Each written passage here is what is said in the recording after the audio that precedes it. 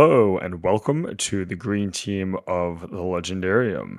Today we will be talking about Showdown at Centerpoint by Roger MacBride Allen, the final book in the Corellian Trilogy. And with me today are Kyptan, Hey yo. Jingalls, Hola. and Spooke. Ahoy. So we'll do kind of the typical non-spoiler section and then get into spoilers. When we do get into spoilers, that'll be spoilers for I'll say the original trilogy and all of the Corellia trilogy, with probably maybe some sporadic things from other Star Wars stuff, though I don't expect to touch many things that are not like maybe the sequels or maybe the prequels. So what? So was this book better or worse than the last one? Better for me, anyway. Hey, So much better. so much better. We actually have been kind of promised for 2 books already that something big was going to happen in Corellia, and they actually kind of had something happening in Corellia in the Corellian system. So I don't know. I was actually pretty pleased with the outcome of the book.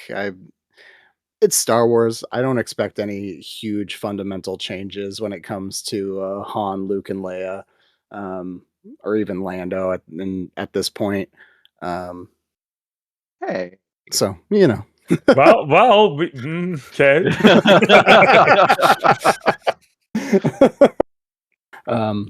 So yeah, I don't know. It was fun. It was good for me. Yeah. I thought it was fine. It is a better book than the last 2, but I think that's also because things happen in this book as opposed to the last 2. I think there's a lot of the same issues that the last 2 had, where when the book slows down, it really slows down. And I kind of want to be doing anything other than read the book at those times. However, I'll give credit where credit's due, and I sent this in our little message. I said I was reading a chapter that was like 30 pages long. I got to the end of the chapter and went, there's no way I just read 30 pages. I must have skipped it somehow. Not really possible because I'm on an e-reader that doesn't have like that slide function. But I was going back like, no, I read everything in this chapter. So it captured me for a good amount. I enjoyed my time reading it more than I didn't enjoy my time. I don't know how anyone doesn't enjoy this book. There's so many airlock scenes. I mean, it starts with a spaceship. Well, I'll just say the opening is very kip coded. So much of this book is kip coded. So much of the book is kip coded. So So much of this book is kip coded. So much. Centerpoint, for those readers who are unaware, is a space station. A very, very big one. A huge space huge station. one. Yeah. A huge one. That doesn't So- necessarily work on any futuristic technology. It actually spins. Yeah, it's actually old school, which is kind of old school being Yeah. our actual technology, how it works, rather than some science fiction fantasy stuff. But Yeah, isn't it yeah. like a Dyson sphere? No. Yeah. No? It has its mini, I guess. Okay. It has a little internal light heat source of some kind, which they use to do a Dyson sphere light. What I love about Centerpoint is that it's just so massive that they can't even tell if everybody's off of it, which seems like a huge problem Yeah. for monitoring a space station. Yeah, I'm just gonna mention how they got everyone off of Centerpoint Station, but they couldn't off of the first world of the Starbuster plot. It's a good point. Yeah, it's pretty brutal. But then the plot can't happen. I mean, it's true. They're much closer to habitable planets. They're right next to some. They don't need like long distance interstellar ships to get people off of it. No, But still. you could like truly But have an still. escape pod and you'll probably be Yeah. fine. But Yeah. Yeah, I thought it was. This is the best of the three, if for no other reason than things happen. Like that's. I similar to what Spooke said. I was kind of like the book did drag at times, but I'm glad I read it, and I'm glad it's over. Oh, what's fascinating to me about this particular book is, yeah, you're right. There is like a bunch of action happening on occasion, and it's still like exponentially more than we got in the other books, probably. And that's all that really needs to. That's the only bar for me, like that really needs to be hit. Is like if you give me some Star Wars action adventure stuff, we're in a good place, and that's all. And that's what this I book does, and I that's what think the other you're two could have done. I think you're discounting how much action happened in the previous two. The problem was you didn't know who you were up against. Yeah, maybe. that and even like like that did not help with the stakes. There were because like there was another re-entry sequence in the first book. Belinda Calenda Oh, that's right. in ambush at Corellia. And then she had to do some fancy flying when she got back to Coruscant. Yeah. You know, Which I thought were the best parts in that book. I would agree. Yeah, particularly that second book. and we had Han with the thermal detonators, and we had him fighting Drachmus. And in this that one, was like a page fight. Yeah, page long fight. I will give the second one does have the we had Leia rappelling Leia- outside yes. Corona House. Yes, that was a cool scene. Also, just give me a lot of my thoughts on this are like spoilery for this book. Not like major spoilers, but just things that I wish the book or this whole series could have done. Like if Leia more to do. Yeah, I mean, in this book, I felt like Leia spun her wheels a little bit more. I feel like everyone returned to their prior niche in Star Wars lore. They fell back on their strong suits, and in doing so, became a little bit more boring. Which is funny because the trilogy opens with like Mon Mothma telling Mon Luke Mothma is being like, "Hey, Luke, go be a wingman and be diplomatic. See how hard it is." Yeah, and it's like, hey, you need to be doing non-Jedi. You need to be doing some non-Jedi Master stuff. And isn't it about time you gave Leia a lightsaber? Yeah, even if she doesn't really get to use it, but that's we'll get there. Yeah, I wish we spent more time on Centerpoint, like for inside sure. of it. I wish we had more knowledge of it. And we did a whole book there. Yeah, I won't get into it yet, but it felt Well, everything that happened in there was like, I like this, and they're like, okay, we're leaving. I'm like, why? because we got the information the plot needed us to have. Yes, and I also Which honestly, if anybody had been recording Centerpoint, they could have probably gotten most of that information earlier. Yeah. But the New Republic's intelligence operatives in the Corellian system all went dark. Oh yeah, I wish we had returned to that at some point. On that, anyone have any other non-spoiler thoughts? Just because we're skirting around some of these things, and it might be good to just get right into it, unless anyone has more non-spoiler things to say. Would you want to live on Centerpoint Station?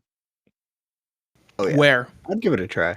Yeah, that is the operative question. I think is where. on that ship that crashed into the station and then got turned into living quarters. How about that one? Yeah, that one's perfect. So I don't think I would want to live on the inside.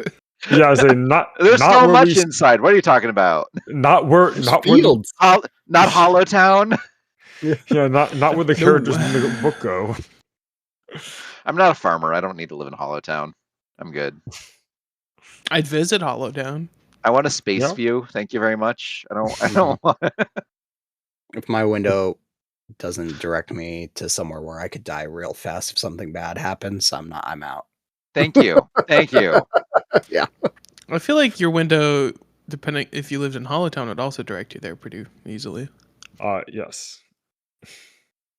I don't know, Well, yeah, you man. could go climb the north or south conical mountains and fall off their sheer surfaces. I don't know how anyone ever thinks that's a good idea. But I've met climbers, so I can actually understand. Yeah, that's not a hobby for me. Thanks. I Very think secure on the ground. most hobbies, if translated into most active hobbies, if translated into Centerpoint Station, would not go particularly well for the participants. I mean, wouldn't you like a place where you can climb up the walls until you're in a near zero G environment, and then you can glide? It would be very cool. I think there's one kind of big problem to deal with, but we Come can, on, that's barely a blip. I don't know. I feel like they should just give us 0G Thursdays. That'll satisfy me just fine. Just shut everything down for a day. Let me In the world? yeah. like Just let me on spin. De-spin the whole station just for fun. Yeah, that's every not going to week. screw with anything. No, not at all. like the climax of an Expanse book. Yeah.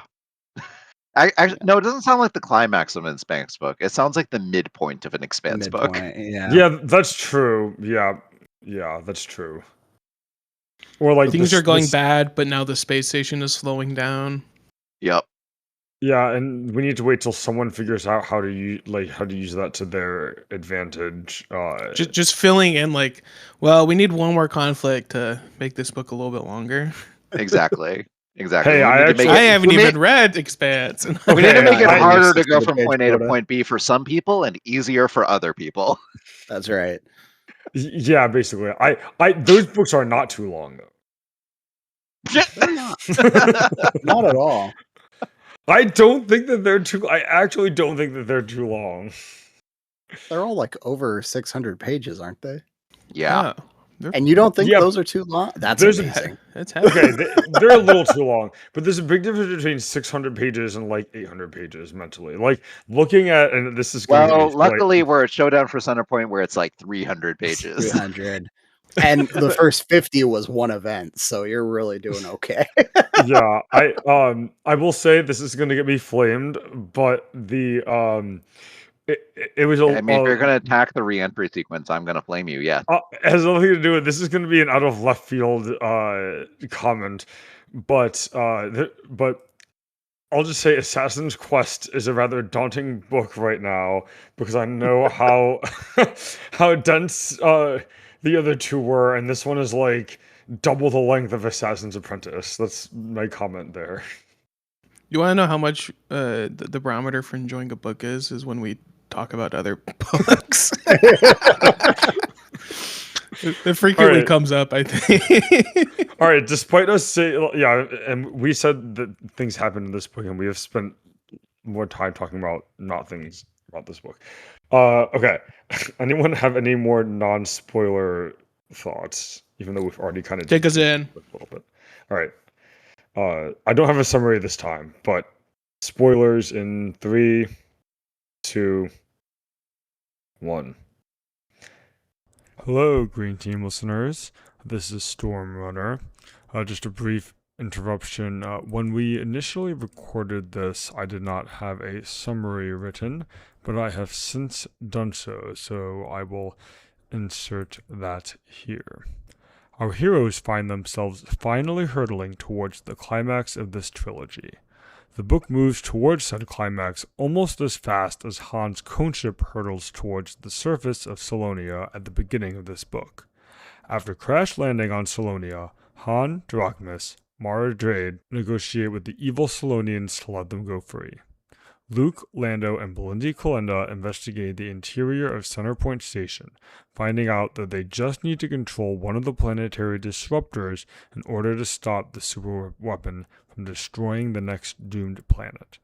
The Solo Kids and their babysitters fire off a planetary disruptor, get captured by Thraken, escape from Thraken, capturing him in the process, and make it back to the fleet just in time for their Supreme Chancellor Mom to send them back into mortal danger. In the titular Showdown at Centerpoint, the Bakuran fleet, along with team main character, now more or less officially including Mara Jade in their roster, fight the enemy fleet in hopes that the solo kids can fire off another blast from the planetary disruptor. Tech savant Anakin succeeds and Centerpoint does not blow up a planet. Gariel Captason and her ship's captain sacrifice themselves in the battle, decreasing the chances of a Luke love triangle by quite a bit. Lando settles down and proposes to Tundra Vasant, and the gang live happily for now.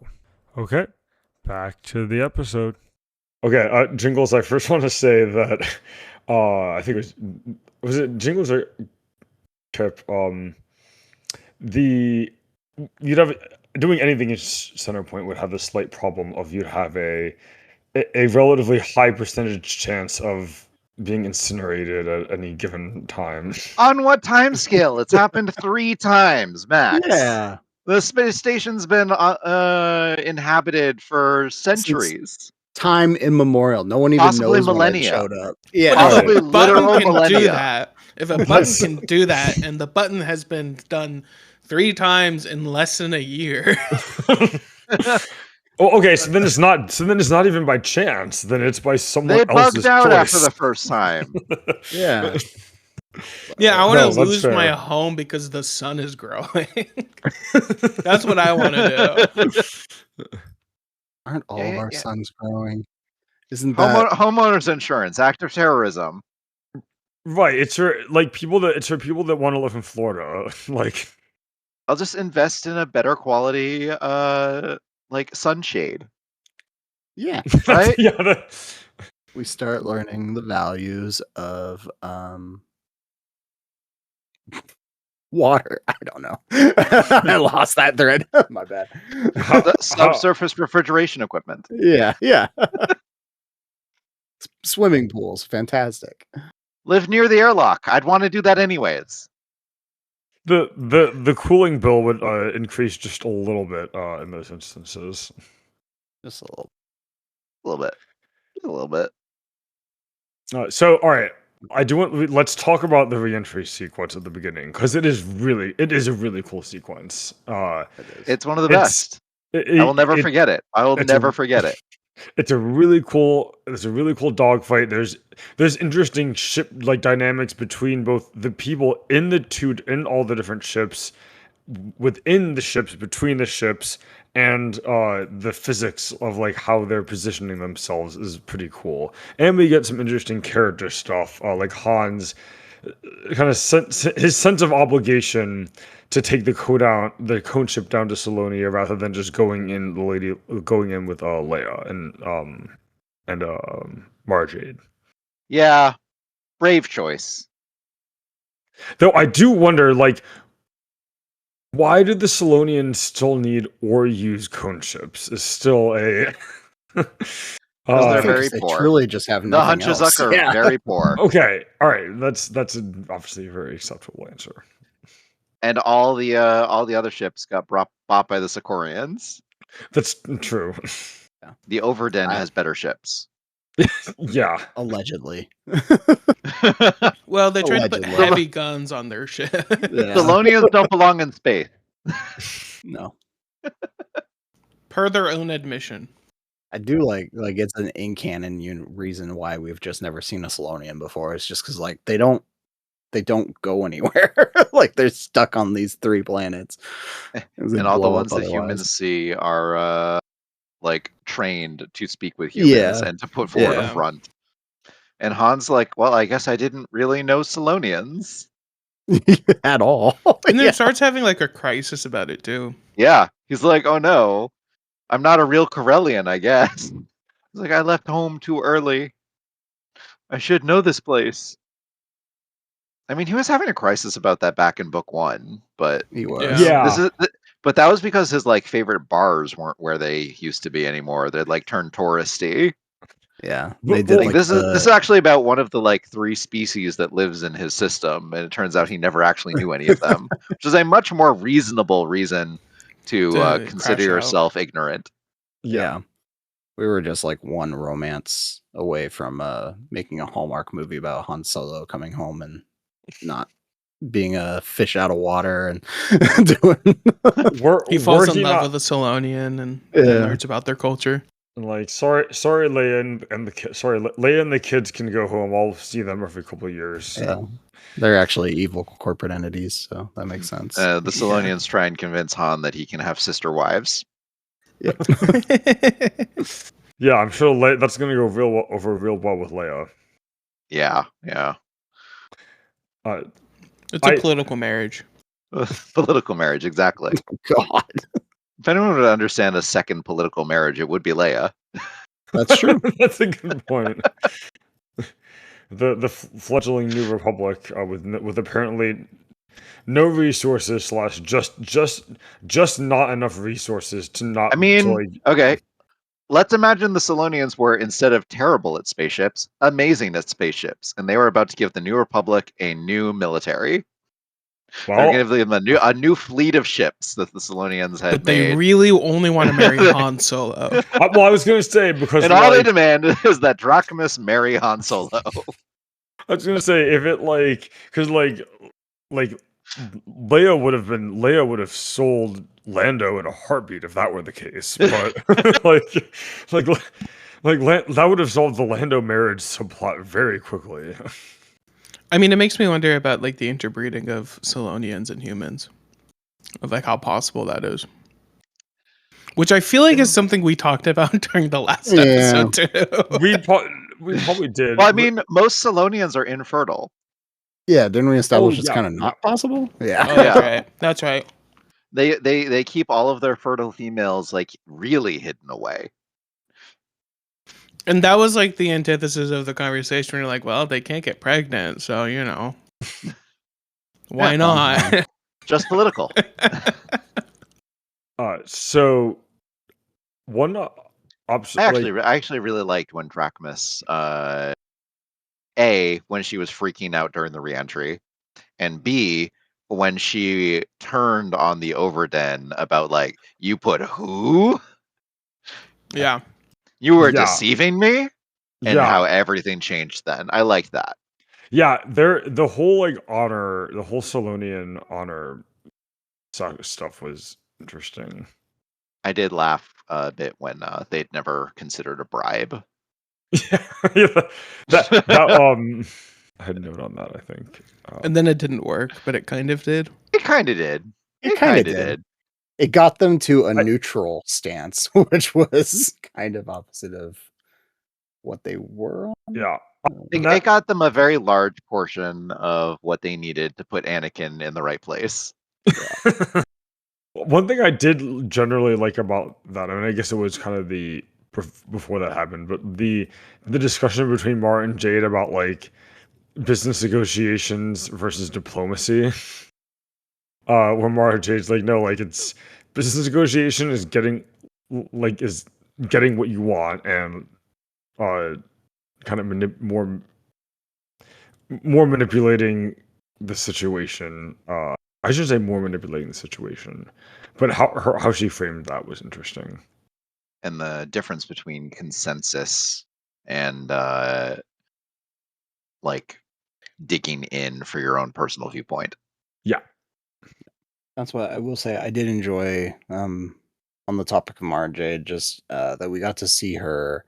I mean, this is mostly just, I think, probably based on the way we've been reading the order. I mean, we've look, chosen to read these books, but she's a lot better in other books than this one. She is a lot, but at the same time, like we actually get to see like her chops as a smuggler and a negotiator, and seeing kind of how she's utilizing the tools that the Emperor gave her in a much more ethical way.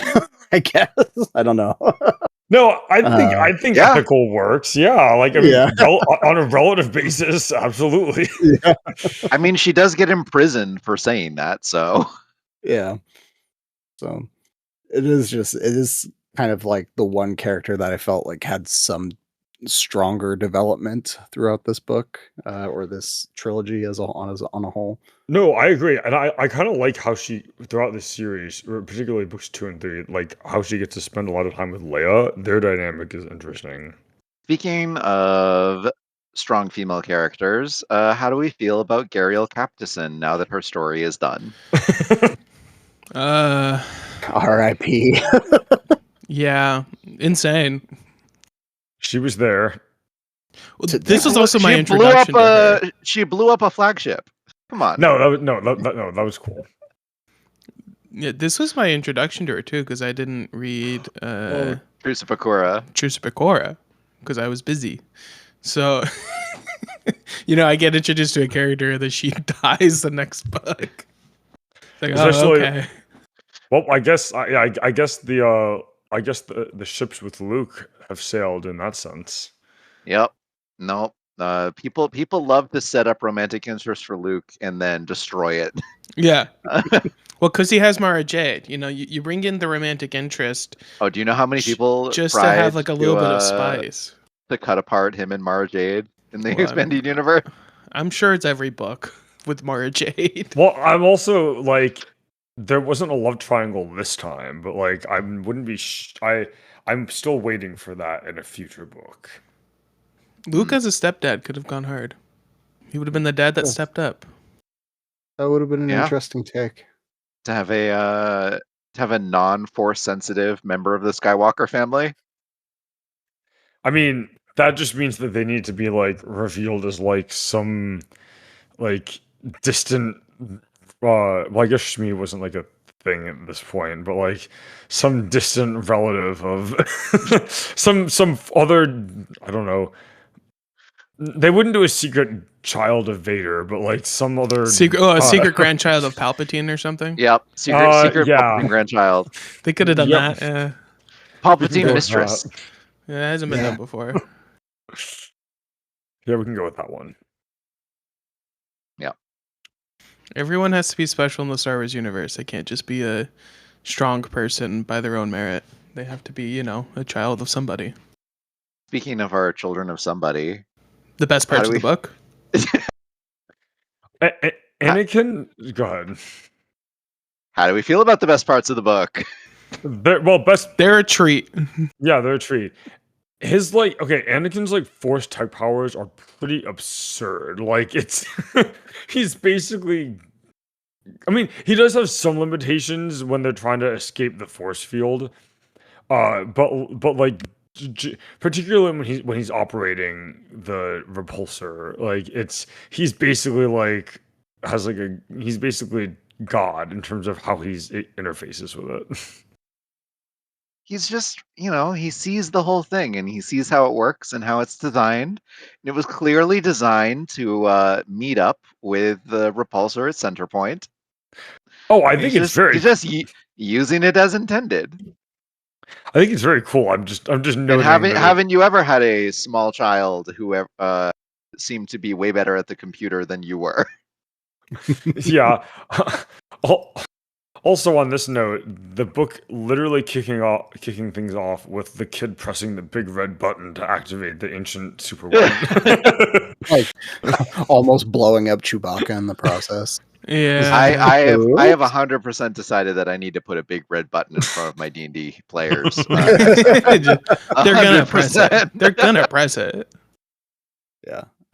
I was very entertained in the climax of the book when it was the tech engineer, and Anakin together, and the guy was just so frustrated with the Anakin because he obviously is an 8-year-old child who has no idea how to communicate with anyone. And he's grouchy. He's grumpy. And he's cranky? a grumpy kid. He was up all he was night. a cranky kid because he was up all night.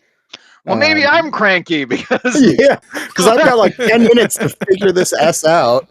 I've got a great aunt on Bobo Yagan, and if I let her planet blow up, she's gonna kill me. I'm excited to keep reading like new Jedi Order stuff just to get more of the kids because I do want to know how they develop. Well, technically, we haven't read any new Jedi Order characters, stuff. but moving forward, with expanded universe post, the movies. Yeah. Watching the kids grow up is probably my favorite part of the EU.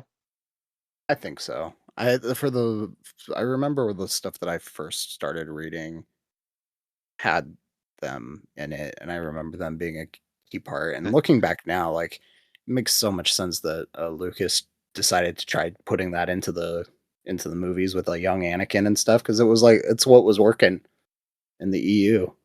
Yep. And it just the George Lucas touch may or may not have ruined that, but it's still those three very much become the heart and soul of the series as far as I'm concerned in the books. They're also like, seems like they're them and Mara Jade are the only non-original trilogy characters that seem to be like actual main characters. Yeah, To get any development. Yeah, other any than development. getting murdered. Yeah. Like Gariel. Go ahead.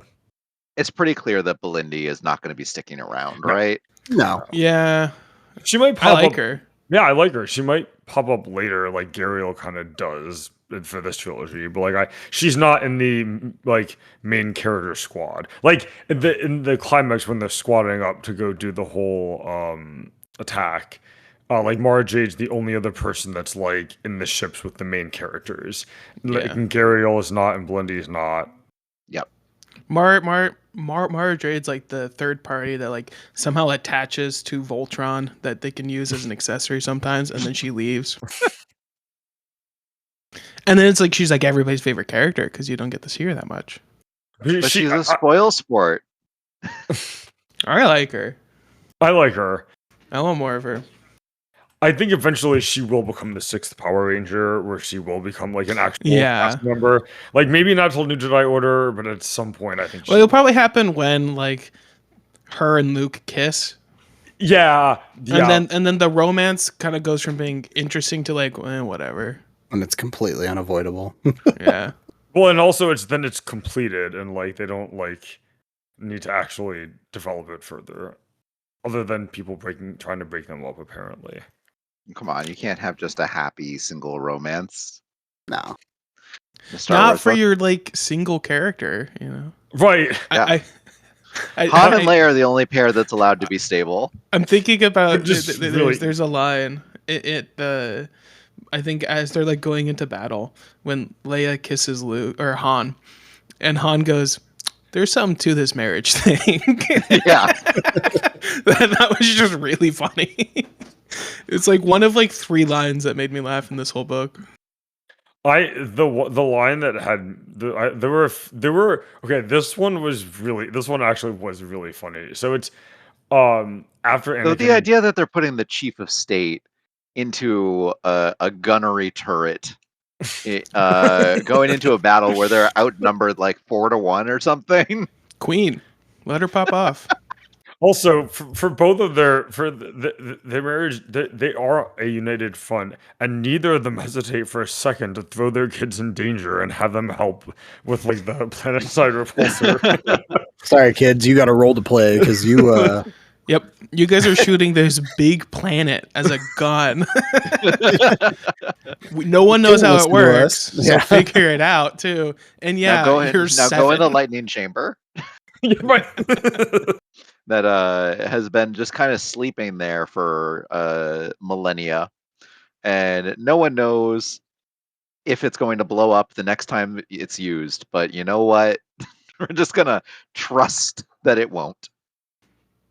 Well, it's that or 12 million people die.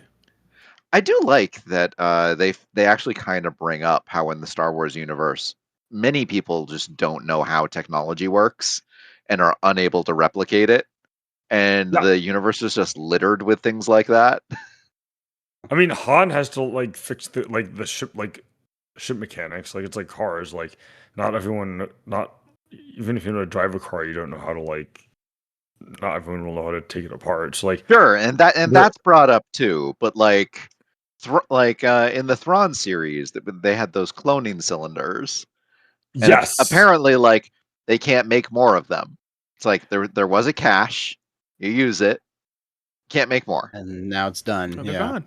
And it's like, oh, there's these crystal grav field traps, and like the New Republic only has like 3. And we've taken no time to actually try to deconstruct this and try to reverse it. Yeah. Well, that's in the background. They're figuring it out in the background so that like an important moment, they're like, we figured this out. We ran out, but now we have more of them. Yeah, no. I mean, yeah, to try to give a little bit of credit to the world building, it is like a great. At least the Empire can how keep the building Empire more Death just- Stars. Yeah, the Empire has a lot of stuff, proprietary stuff, apparently. But they've done a really good job of keeping away from everyone else. So, And no one watches radionics anymore. wait, what? What's radionics? Radio waves. Oh, okay. I was like, that word's beyond me. Oh, like how what's her face? It's what they call radio transmissions in the Star Wars universe, because it's so antiquated, and they would rather use point-to-point laser transmissions between starships than use radio. Which is wild. Morse I'm code. looking at Right. Yeah. The Don't more worry, yes. we're going to be like 1,000 miles apart, but we'll just trust this laser to be perfectly aligned. Right. And they can't even keep it aligned when they're in the same airlock together. No. Yeah, and the Morse Yeah. code, Spooke's point about the Morse code is funny. Is that that's the only way that like Han and Leia could communicate with each other in that sequence. And there's no computer system that does it. No, they have to. We have to watch Yes, manually. They have to know how it goes. And it's even called Mon Calamari Blink code. So, like, you'd think that there would be some sort of computer setting for watching for it in a modern starship. Who cares about the cone ship? Well, But yeah. It's like you could even tell like C3PO, like, hey, plug this into the computer, right? Like, or R2D2. Like, I mean, it's a shadow in the whole Star Wars universe. Why the computer systems aren't more advanced? Why everything's offloaded onto droids? Yeah. And though, it's even more of an ununderstandable, incomprehensible shadow when you understand that there's 3 protocol droids running the Falcon. It could be a whole That's like funny. Dune thing where it's like, well, no, we can't have like big computers. Yeah, and it But- could be a whole Dune thing, but it's never not. talked about. Yeah, it's definitely It's just like it's Star Wars. Star Wars, space fantasy. Yeah. Although they do with something that was interesting with this, like sometimes they do at least get a bit into the science a little bit. Like they addressed the inertial dampeners preventing people from being squashed when they jump They to did. light speed. So like that did. there is occasional, if just a little inconsistent mentioning of. And they talked about ballistic reentries, and they talked about aero braking, and they talked about rotational spin dampening via atmospheric drag, and they talked about the dangers of running into things at high speed, There's the one dangers of space debris. that they brought up where Chewie used the shields to like levitate the Falcon. Yep, I like that happening. I thought that was neat. which Yeah. was a callback to book 1, Yep. Yeah. No, that was fun.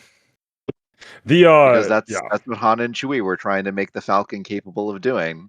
So And they he did did it. also say that the lightning like ran through every active system and blew all the circuit breakers, but the shields were still running. Well, Every system but the shields. those It had was- breakers, so they just had the- to flip them. But yeah, the lightning was just being considerate of like their need to still have access to the shields. They had surge protectors, and the breakers went off. It diverted power. It's fine. And the plot inconvenience of having the third shot line up with when you're going through the glow point chamber.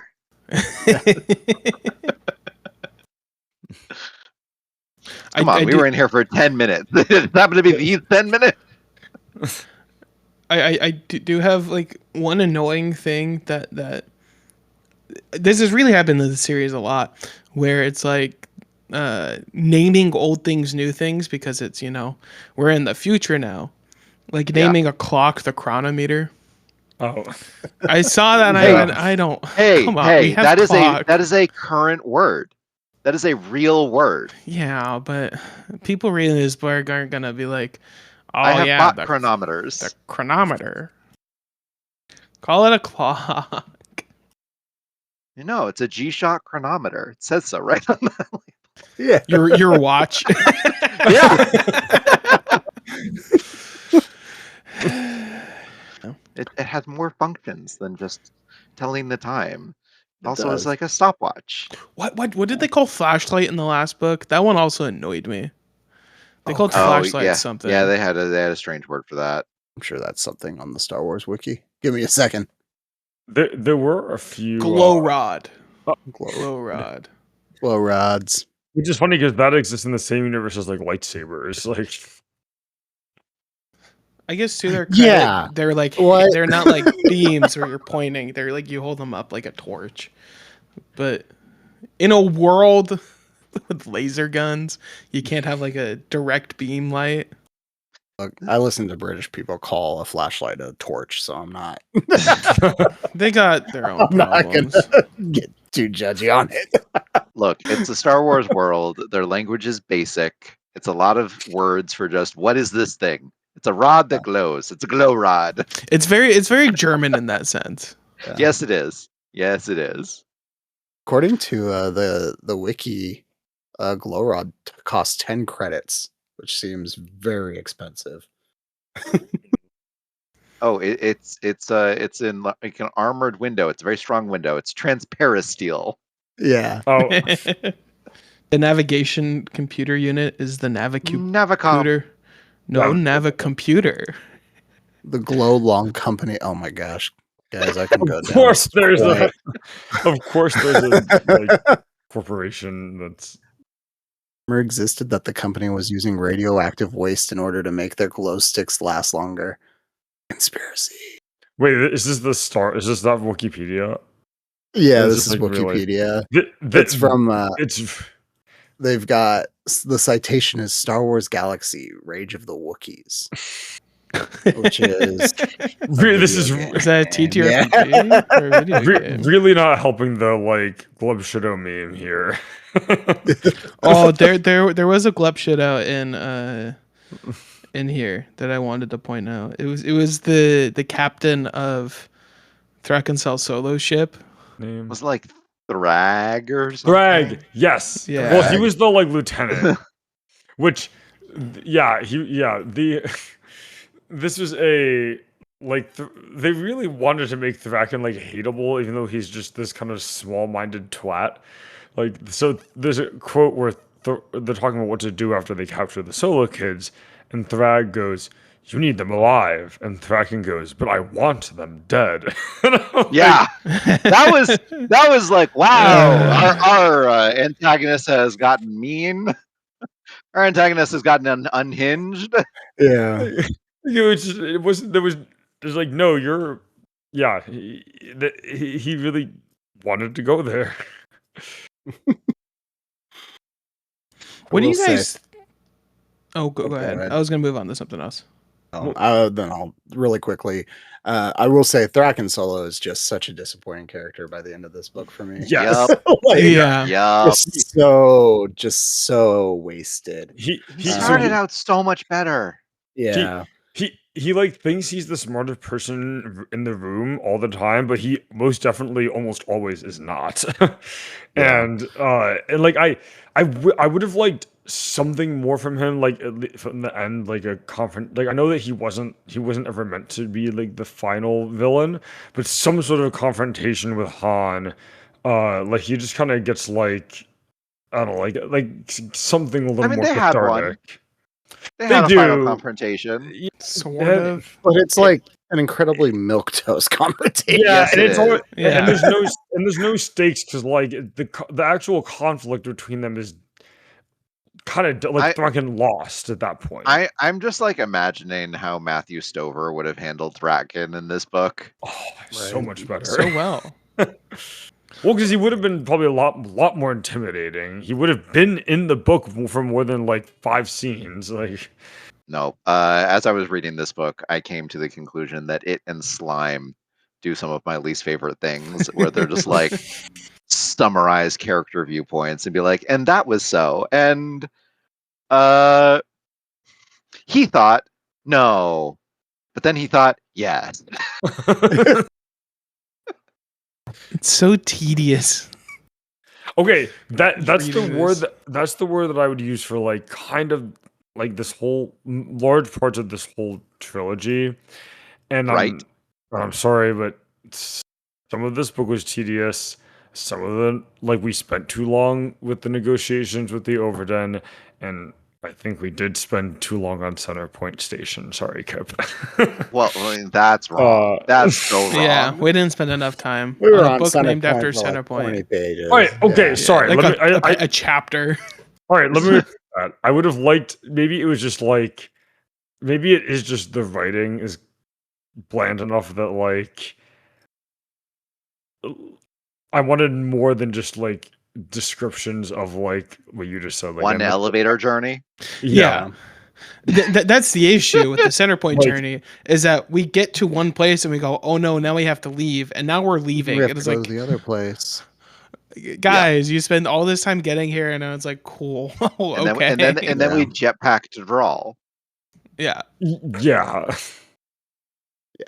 I mean, Roger MacBride Allen. I feel like his passion after reading these books lies a lot more in the technical aspects of things, and the rest of it was, here is all of the plot points we need you to hit in this trilogy. Now make sure you do that. And then so he takes a lot of time with like one very specific aspect, and then there's like, I guess I should have Han think on this. I guess I should have Luke think on this. Oh, okay, we're done. We did that part. Now moving on to the next one. Yeah, there's a lot of time spent on like kind of minutia of people thinking about talking to people about maybe doing things. Like, They spend more time thinking than actually doing the thing too. yeah, which to be fair is often the case in a book, but like, because like, but the introspection is not interesting. Like, it's just them. Like, it's like what Kip was saying. It's like a lot of just them summarizing like the facts of the situation. So much summarizing. Like, And there were times where I wish there was more introspection, like at the end with the epilogue, where the epilogue just feels like the ending of Sandlot, where it's like, this thing happened, and then this thing happened, and then this thing happened, and then Lando got laid. The end. And it's like, okay, we have this whole trilogy where it's like we have Han going back home, realizing how disconnected he is from the culture of his home, and we're not going to get any more thought about that now that it's done. Okay. No. again, We can quo. have Han talk to his cousin now that it's over. No, What, you didn't like- whatever. You didn't like Admiral Akbar showing up? I hated that. No, okay. You mean Actually- source A? I didn't hate that he showed up. I was like, that's fine. I predicted he was going to show up but it's the fact that they had to hide it. You know, you have these characters who are very close friends with Admiral Akbar, but he wants his like entry to be secret from them for whatever reason, so he has to be called Source A. And it's like, what? What Also, are we why- doing? And along those similar lines, why was Tendra source T? Like, literally, no one knows who she is outside of like their group. Sakura. Yeah, they She's a might. civilian. You should keep her name out of military talks in case they're intercepted and she gets killed for retribution. But That's Oselich true. knew who Akbar was. Oh yeah. Everyone knows But who he's like, Akbar is. I'll Yeah, I tell you remember- who Source A is later. And it's like, just why can't they be in this conversation? No, it was purely to keep it from the reader, and that's Yeah. terrible. Terrible. It's so lame. Yeah. Because the reader's going to go, Source A, yeah, that's probably Admiral Akbar, because what other A name is there out there? We don't have many, right? We have Anakin. Is Source We A have Anakin? Anakin. We don't want them thinking about hyperspace right now. The guy who lays traps. It's gonna be Source Yeah. A is R2D2. honestly, that that was- would have been so cool. That would have worked. Yeah, the we don't want them thinking about hyperspace as like the final, like, okay, like like as far as like what might certain The, reinforcements. You didn't like Lando and Belindy thinking, okay, who's source A? Well, I've got to guess. Well, I've got to guess, but I don't want to We're not gonna talk about it. It's Akbar. We know it's Akbar. I called it. I said if this is Akbar, I'm gonna be pissed off, and then it was. You did. That was funny. Then I ranted for was- like 10 minutes about it. I do feel like it's one of those things like this would have worked so much better if we actually saw any sort of consequence from the other side, right? Like they had Yeah. a guy on Coruscant. Like if we actually saw that guy kill someone, it would have made sense to actually have these like restrictions instead of like the deliberate meta obfuscation of things for the reader. Which that kind of goes back to a question I was gonna ask: how you guys feel about how the main antagonist of this trilogy is just faceless. We get nothing about them other than they're the bad guys because they're the bad guys. Yeah. Mostly, They're the lore piece that we've been told are pretty questionable. my main problem is that like, And now we're going to Thrak- occupy their planet. right, Yep. yeah, like Thraken is the only villain, like the only main villain we get for most of this, and he's not even like interacting with the main characters very much, and like most of who like there wasn't much like inter like character conflict. So like there's no Yeah. villain that the like main characters are interacting with, and so there felt like a lack of tension in like a lot of the scenes, because like for example, like as cool as a lot of the space scenes are, you kind of knew like this was like not that they weren't going to significantly change a lot of the status quo, because like this is not like a character thing, this is an action scene that's going to get us from point A to point B. So like They're not going characters to kill off Han. right, like yeah, like, and so like it would have really helped the story, I think, if there were at least like a couple other villains for that, like if there was a villain that was chasing Han and Drachmis in the second book, or like that would have been that would have helped a lot, like, because then there's an actual threat outside of the big one that's giving us a more immediate sense of danger. Well, and for Thraken, we knew at the end of the last book he wasn't the big threat. And I'm like, Yeah. reading this book, I felt like I was being gaslit into thinking he was more important than he was, because he kept showing up and doing stuff. And I'm like, hold on, there's other bad guys in here. Why aren't we learning anything about them? And then we don't. Yeah, because we don't. Because he's the only one they had time to flesh out, Yes. and they can't actually have him torturing children on page. Yeah. Sure. Mm-hmm. This Cowards. No. right, but we can't. God, Jingles. Oh no, I was just gonna say I just watched a movie recently where they did just like kill kids. I was like, God, this is so bold, so Yeah. amazing that you've actually made you make me actually scared of these people because they are just so heartless. Like it's effective, but No, Star Wars is a little more far quadrant than that. So Well, children are reading these books. Children Yeah. probably aren't watching that movie or shouldn't be. they should be. children That's what need I'm to be saying. able to escape from an unguarded jail. Yeah. That was a cool force sequence. How they get out. It was a of the very barrier. cool force It sequence. was I will very also neat. never forget that one. Yeah, I like that was one a lot. Yeah, again, the And it- kids doing cool things. He made space between, and then he just stepped through that. Come on, how do you understand that? Yeah, that was. I hope Anakin's strength does not become hindered the older he gets, because I feel like at least in like the first book they were calling into like your strength in the Force is almost like how unbound you are and what you think is possible. So I'm hoping Yep. as he becomes more like logical of a person, that his abilities do not get diminished. Childhood innocence is a fleeting thing, no matter who you are. And yet I get told to grow up all the time.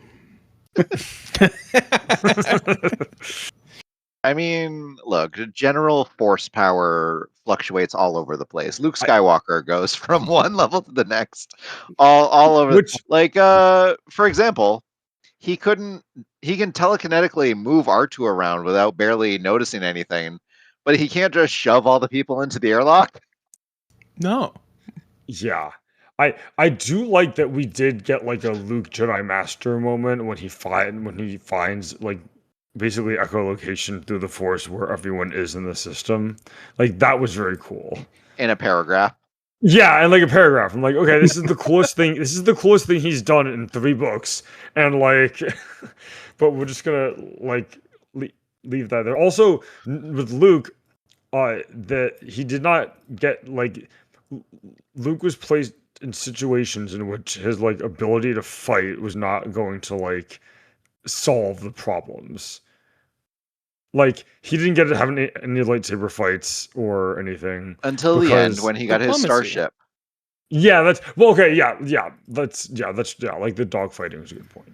The dogfighting with Mara Jade. No, was that with Mara Jade? Or was that with Yeah, and Lando. and Mhm. Lando? Yeah. And Lando. And Luke and Yeah. Leia. Yeah. With Tendra in the co-pilot's seat, possibly providing assistance, possibly not. That dogfighting did give us one final Leia airlock scene, though, so I appreciated that. Of course. There's always that. She- It's important. She shot right through the inner door of an airlock after the outer door jammed, or vice versa, one or the other. Inspiration for The Last Jedi, certainly.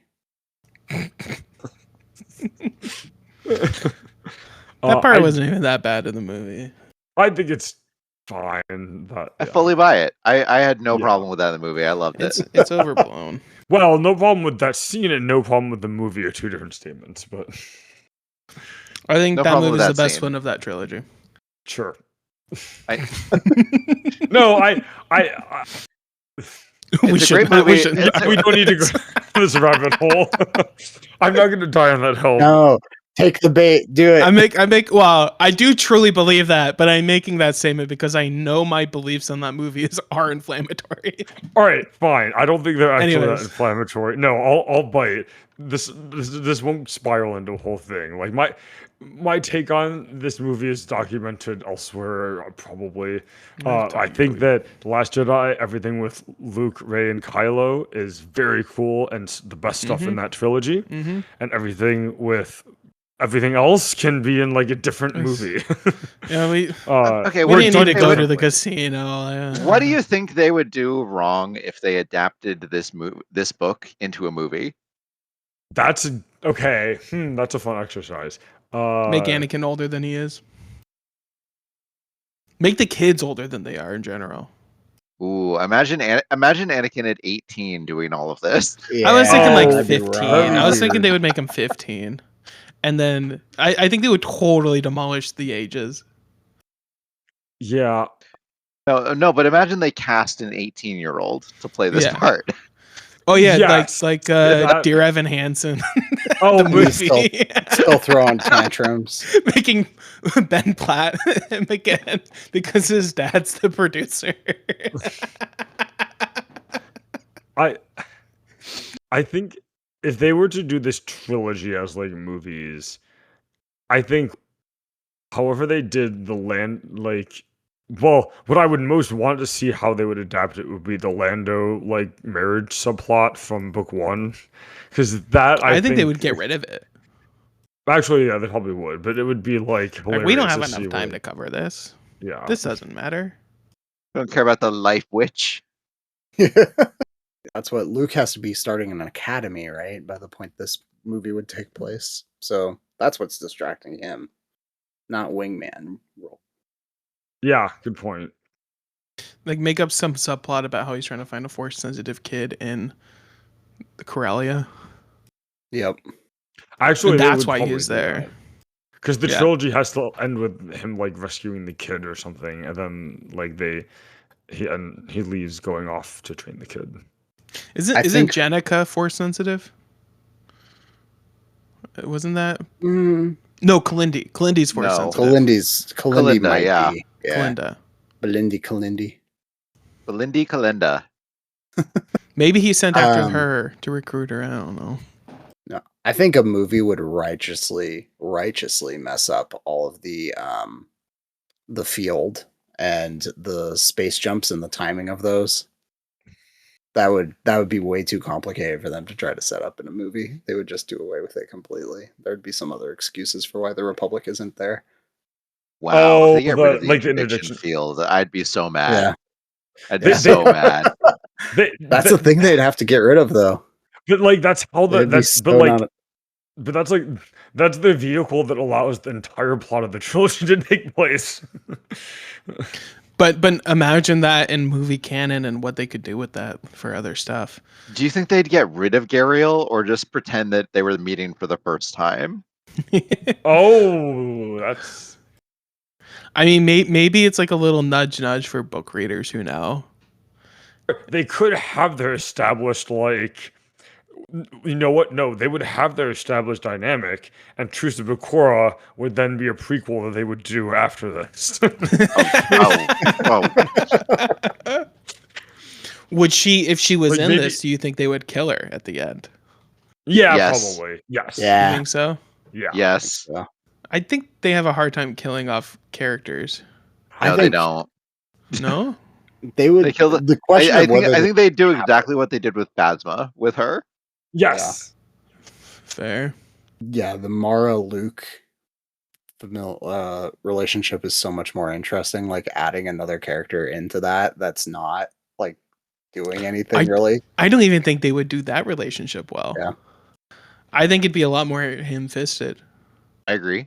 Yeah. Yeah. Yeah. Like, I know I said this author is really bad at subtlety, but like there's some amount of play there that isn't originally his idea, so I think that's why it's done well. More subtlety and oscillage than I trust a movie crew to do. Yeah. Yeah. So for Oscillage, when he's I got really annoyed by him when it's like the Leia's hugging her kids because she thought they were going to die and he's just complaining about that, and I thought he was just being sarcastic, and then the scene kept going and like No, he's he's like really Yeah. bothered by this. I'm like, why? What is going on? He's That man is imperial. about duty. Yeah. He's kids. Come on. I don't know if No. he's in Truce of Bakura. Decorum. Like It's so think of Dedra and her how she turned out in Andor. Yeah. Dedra Miro. Yeah. I like, didn't watch season she- 2. Is she in season 2? You've watched season 2 yet? This guy. No, I haven't. I've been busy. You should. It's good. And yeah, she was she's in season 1, wasn't she? Yeah. Is she the She's in season 1. She's the the girl? main. in- Yes. She's the main Imperial lady. With the tight bun. I don't remember her. It's I was gonna rewatch super season serious. 1. I was gonna rewatch season Not- 1 and I started watching other stuff. Not a hair out of place. No. Imperial children, especially high status Imperial children, are very much of the be seen and not heard variety. Meh. He can grow up. Yeah, and that's what Gariel tells him. Yeah. She's like, I pity you. She says, I pity you. Not very diplomatic. And then she goes in for hugs. Yeah, no. She's great. Love her. Yeah. No, I like her. Cool character. I do want to say the whole like actual idea of like what Centerpoint like the idea that they used a hyperspace tractor beam to build the Corellia system is really So cool. That's that's pretty sick. Don't know why they built the Corellian system, but Yeah, Very that's like fun something I that they wish did. they spent more time talking about. I mean, I'm kind of glad that we didn't get that in this particular trilogy, only because it's like that Give would it to have a whole better nother trilogy. author. Convenient, yeah. That would have been too much, too convenient to get like the history and everything. okay. I'd love some guesses from everybody about who shows up in later books and who doesn't. To submit myself to not do that. Because you've read a good amount of this. I have. There were names that I was surprised to see again. Let's just put it that way. I didn't know where they were Okay. from originally. Yeah. I think the Solonians are going to be a bigger player going forward. Bigger as in, I think Drachmus is gonna, maybe not Drachmus, but somebody may show up. No, it's definitely gonna be Drachmus because she's like the main one. Like she. Oh, well, I she's think the it'll be main- her as like introducing the actual leadership. But she's the one that's gonna be an actual character in that like we follow. Sure. I don't know if we'll follow her. Or not follow. but- Imagine from her perspective. That would Mara Jade. more Jade. I don't know because the Solonians are like most of the characters that we get, like new characters that we get, and they're like they It's a seem draw. pretty. To draw. Or the yeah. Oh, Yeah, that's we true. got we Yeah. get the Duchess Marcha of Megistophorus. Yeah, and Ibrahim, they seem very like Q9. I would like Q9 to show up again, but I don't. I think if he does, it'll only be with Ibrahim. Oh, how did we like that? One of the quirks of the Q9 series is that they go manic depressive under periods of stress. I think it's very funny. Good It's same. funny. He's I- built like me. Yeah. I see myself in this droid. I don't know. Maybe Ibrahim shows up again. I mean, obviously, like the kids. Like I don't know if I have any like surprise people I think will or will not show up. Like, I mean, Mara Jade and the kids. I mean, besides, I think Technician Antony's going to show up. Yeah, Like a Wedge character where he'll just kind of show up and be like, I know that guy. And ignoring Wedge's entire series. But Jingle saying that he is surprised by who shows up later makes me think that it will be like Drachmus and like Ibrahim, but I have no idea what possible like plot function they could like serve later on. Centerpoint's still a thing. Oh, that's true. You know what? That's true. And Ibrahim is like that. Yeah, and the Duchess could help out with that. So Corellia as a system is still. I think Corellia as a system is going to be politically important going forward just because of Centerpoint. well, supposedly they have shipyards. Yeah. Not that That we too. saw the evidence of such. Oh, Yeah. okay. So that's how the New Republic's gonna get its fleet. I do. Okay, no. The prediction that I will make on the whole Centerpoint topic is that Jenica is going to be showing up again. Okay. I hope she does. I like that liked one. her. I like her a lot. I think she is like my favorite character from this book. I think she's my new favorite character from the series. Really? Like introduced in the series. Yeah. Okay. I'm not like- counting the kids in that. I'm not gonna count the kids in that. I think counting the kids is a little cheap. You can't. It is cheating because they're clearly new main characters. Yeah. I don't know. I just she was no nonsense and just very sassy, and I just like that. Yeah. No, I like her. I like her. I like Ibrahim and Q9. I like Belindy, but I don't think we're gonna like. It's. She'll probably she show shows up. up again. Yeah, she'll definitely show up at some point, but it'll probably just be as like a sidebar character. She's force sensitive. You know, she's got to show up. Oh yes, I just showed you. Dems are important. There was I do a funny quote from Ibrahim. After Anakin almost blows everybody up. Right now, I would suggest that you run a full set of diagnostics on yourself. It might be well that you find several corrective adjustments need to be made. Check Yep. yourself before you wreck yourself. I think my favorite Jenica quote I think is telling C-3PO, "You speak when you're spoken to." That one made me chuckle. I liked her saying, "And how did that happen?" Or like, "How can you do that to Luke floating R2D2?" He's like, Yeah. "It's a long story." And she's like, "Must be." Or when they're like, "We're taking over Centerpoint Station," she's like, "About time." Now time. Finally. Now let me show you where everything is. Yeah, Like, here, let me the help only you. reason why she's there is because she was an officer on duty, so she just had to stay there. She's a treat. Happy to hand it over. Good luck. Yeah, get me out of here. You Maybe never we want won't to see be her officer again. on duty on a catastrophe. You never want to be. Maybe we Maybe won't she- ever see her again because now she's free from the Maybe she- drama. Maybe she retires to a real planet. Yeah, Right. she goes to work as like someone just doing paperwork in an office building. Insurance adjuster. Yeah. Okay, good guesses. I like these Yeah. guesses. They're interesting. They're guesses of characters who have sparkle. We also just went down the list of like half of the game.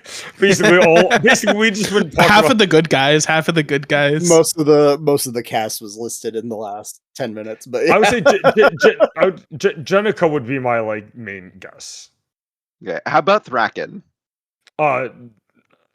Who knows? I hope Probably not. I hope not. I don't think in any major, unless it's like Prison Break. All the bad guys that they dealt with are now free. Now they have to hunt them down again, like the Avengers TV What is it- what is show. Was it- was it the a raft Batman? breakout. Yeah. Like Yeah, like Arkham. Yeah, Arkham. yeah, Well, yeah. the Avengers cartoon did that too. And it's like, Mm-hmm. okay. Or Invincible. Yeah. It's a superhero trope at this point. Okay. Prison breaks Okay. are fun though, or prison arcs, I should say, are usually fun. I'm trying to think of what knowledge he has that would lead to Thraken being important enough going forward. Probably not much. Like, Other than impersonating Han. yeah, like because everything he knows, someone else knows at this point. If there's gonna be like a there somebody's trying to blackmail Han by having Thraken do stuff as him. Sure. I think that is the only reasonable thing. Is there no I would espionage love agent? if he started up like a media channel where he impersonates Han and just does like satire of him. He's in prison for life. That would actually be like a really funny if they did that as like a little, like it. One instance that would be funny is if like Han visits him in prison and then later on we see it would They be a swap fun places. Well, no, just a fun chapter intro of like the comedy show of him impersonating Han, and then Han has to actually go visit him in prison because he has like a question or something. That'd be good. Them swapping places will be pretty wild for a lot of reasons. Prison Break, where one has to escape as Thraken. Han has to infiltrate a prison, so he takes over as Thraken in the prison. He like just pulls off one piece of fake skin to reveal the scar. Yeah, I'm not him. and he grows the beard.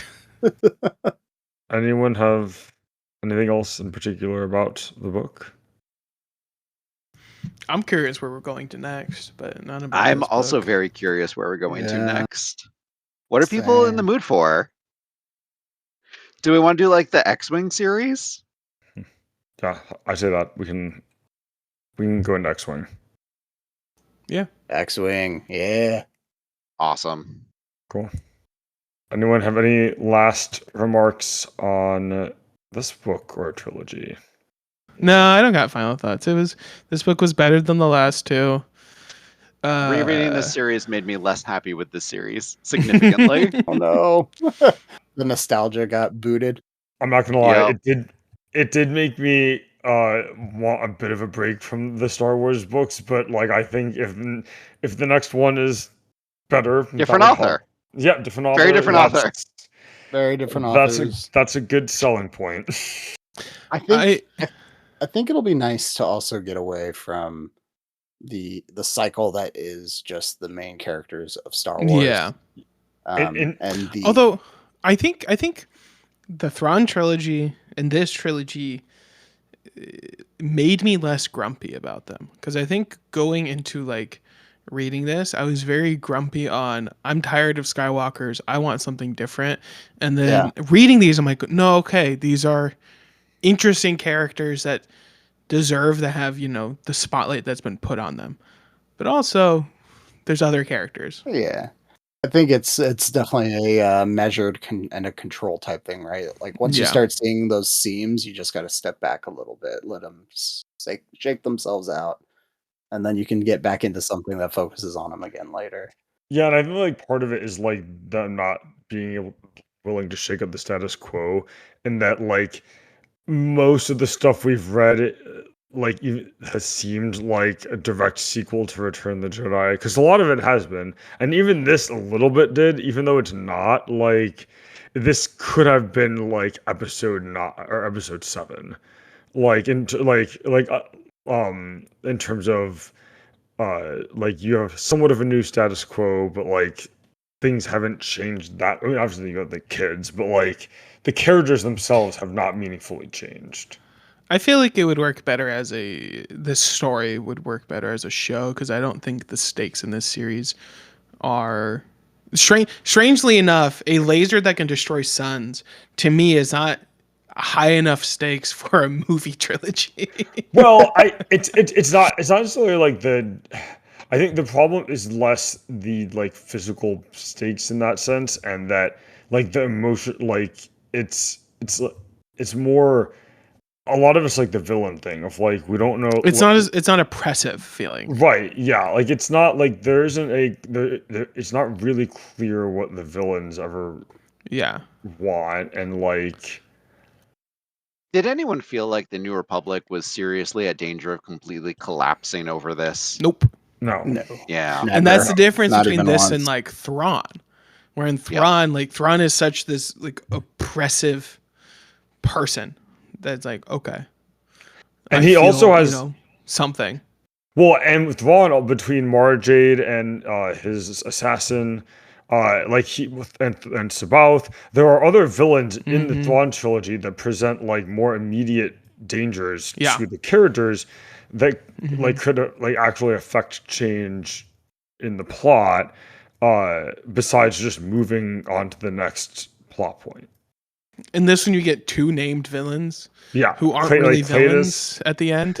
Yeah, like Clayvis, and yeah, let me see Thraken. Cool. Lackluster. Yeah, I think that's my word for the series. Lackluster. Lackluster. I think that's a good one. It's apt. Okay. Yep.